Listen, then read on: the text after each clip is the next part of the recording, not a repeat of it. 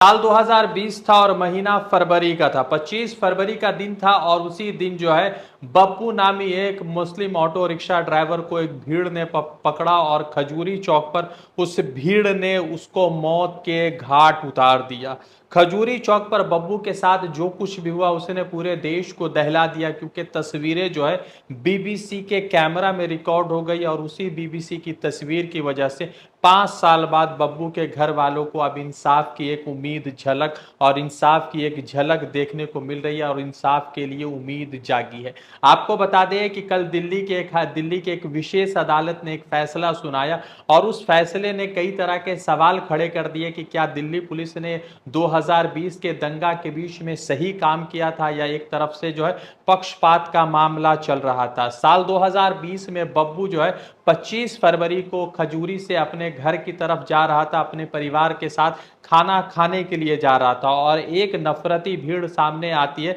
और उसके बाद बब्बू को पकड़कर पीटती है और पीटने के बाद इस कदर पीटती है कि बब्बू की मौत हो जाती है। और हॉस्पिटल में जब 2 दिनों के बाद खबर आती है तो कहा जाता है कि जिस भीड़ ने बब्बू को पीटा था और उसी भीड़ की चोट की वजह से बब्बू की मौत हो गई। इस पूरे घटनाक्रम में 11 मुस्लिम नौजवानों को गिरफ्तार किया जाता है, उनके ऊपर केस चलाया जाता है। कई साल तक केस चलता है और कई साल तक ये 11 मुस्लिम नौजवान बब्बू के मर्डर के आरोपी माने जाते हैं और बब्बू के मर्डर के आरोपी के तौर पर 5 साल तक इन्हें जाना जाता है। मगर आज जिस तरह से जो है 18 मार्च को दिल्ली के एक विशेष अदालत ने एक फैसला सुनाया और उस फैसले में कहा कि जो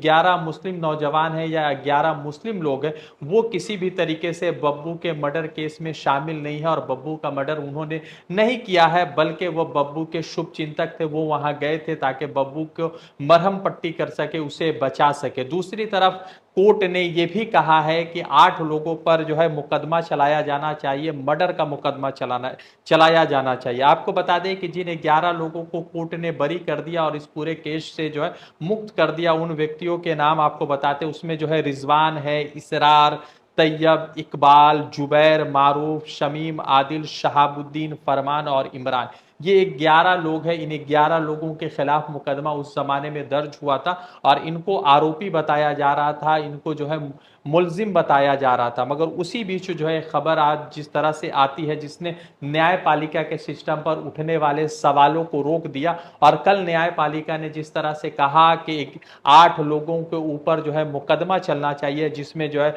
राहुल का नाम शामिल है, संजीव, हरजीत सिंह, कुलदीप, भारत भूषण, धर्मेंद्र, सचिन गुप्ता, सचिन रस्तोगी, इन तमाम लोगों के खिलाफ आरोप तय किया गया है और इन तमाम 8 व्यक्तियों के खिलाफ जो है मुकदमा चलाया जाएगा मर्डर का। अब सवाल महत्वपूर्ण यह है कि दिल्ली पुलिस ने जिन लोगों को बब्बू के मर्डर केस के लिए गिरफ्तार किया था उन तमाम लोगों को 5 साल बाद एक विशेष अदालत ने छोड़ दिया है और इस विशेष अदालत के जो जज है पुलस्त्या परम चला, उन्होंने कहा है कि ये व्यक्ति जो 11 व्यक्ति है वो बब्बू के मर्डर केस में शामिल नहीं है। कल एक बड़ा अपडेट ये भी सामने आया कि दिल्ली के कानून मंत्री कपिल मिश्रा के ऊपर जो है दिल्ली के हाई कोर्ट की बड़ी गाज गिर रही है। कल दिल्ली हाई कोर्ट ने कहा कि कपिल मिश्रा ने साल 2020 में एक धर्म विशेष के खिलाफ नफरती बयान सोशल मीडिया पर भी दिया और उसी नफरती बयान को अपने सोशल मीडिया अकाउंट पर भी शेयर किया। जिस मामले को लेकर दिल्ली पुलिस की तरफ से जो जानकारी दी गई थी वो बहुत ज्यादा नहीं है और इसीलिए जो है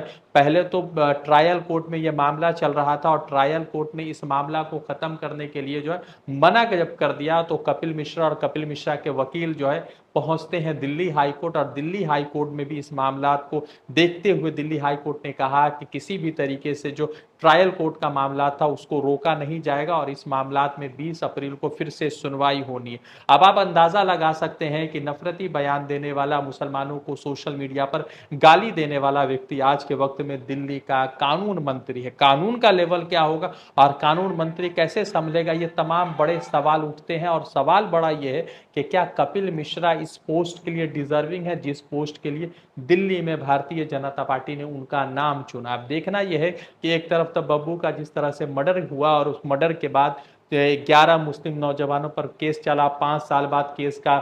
केस में उन तमाम 11 मुस्लिम नौजवानों को बरी किया गया और जिन 8 लोगों पर केस चलाए जाने की जानकारी मिलती है वो तमाम लोग किसी विशेष धर्म से आते हैं, समाज से आते हैं। मैं उनका नाम नहीं लूंगा, मगर सवाल यह है कि हर बार ही मुसलमानों को क्यों जो है निशाना बनाया जाता है। दूसरा सवाल यह है कि जिस तरह से अब बब्बू के घर में उनकी माँ है, उनके पिता है और 2 बेटियां हैं और 1 बेटा है। घर को चलाते थे, वही रिक्शा चलाकर घर का गुजर बसर करते थे, ऑटो रिक्शा चलाकर। तो अब परिवार वालों का पुरसाने हाल कौन होगा? कौन उनके घर वालों के लिए राशन लाएगा? कौन उनके घर वालों के लिए ईद में कपड़े खरीद के लाएगा? बड़ा सवाल उठता है। रज़ा अंसारी की रिपोर्ट।